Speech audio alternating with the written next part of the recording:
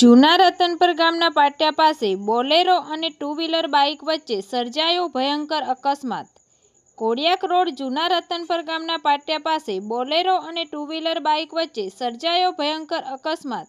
એક વ્યક્તિનું ટૂંકી સારવાર દરમિયાન નીપજ્યું મોત। જૂના રતનપર ગામના પાટિયા પાસે બોલેરો અને ટુ વ્હીલર બાઇક વચ્ચે અકસ્માત સર્જાતા ટુ વ્હીલર બાઇક ચાલક વિશાલભાઈ વસરામભાઈ ચુડાસમા નામના વ્યક્તિને પહોંચી હતી ગંભીર ઈજા।